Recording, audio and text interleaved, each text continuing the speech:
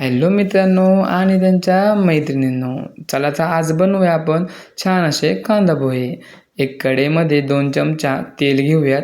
त्याच्यामध्ये अर्धा चमचा मोहरी, अर्धा चमचा जिरं आणि 2 बारीक बारीक कट केलेल्या हिरव्या मिरच्या टाकून घेऊयात.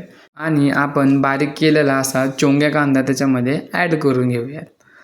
मस्त असं त्याला एकदम मिक्स करून घेऊयात जोपर्यंत तो कांदा लालसर होत नाही तोपर्यंत. त्याच्यानंतरून त्याच्यामध्ये आपण थोडासा कढीपत्ता ॲड करून घेऊयात. त्याला असं मिक्स करून त्याच्यामध्ये बारीक केलेला एक टोमॅटो तो ॲड करून घेऊयात.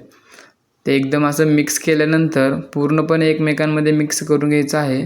त्याच्यानंतर आपण त्याच्यामध्ये थोडीशी हळद टाकून घेऊयात. हळद टाकल्यानंतर त्याला एकदम मिक्स करून घेऊ.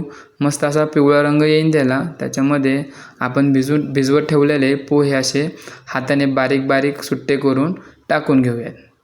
त्याच्यानंतरून त्याला मिक्स करून घेऊयात. बघू शकता मित्रांनो, मस्त असे आपले गरमागरम पोहे रेडी होत आहे. एकमेकांमध्ये मिक्स केल्यानंतर बघू शकता मित्रांनो, किती टेस्टी दिसत आहे पोहे. त्याच्यानंतरून आपण त्याच्यामध्ये थोडंसं मीठ घेऊयात.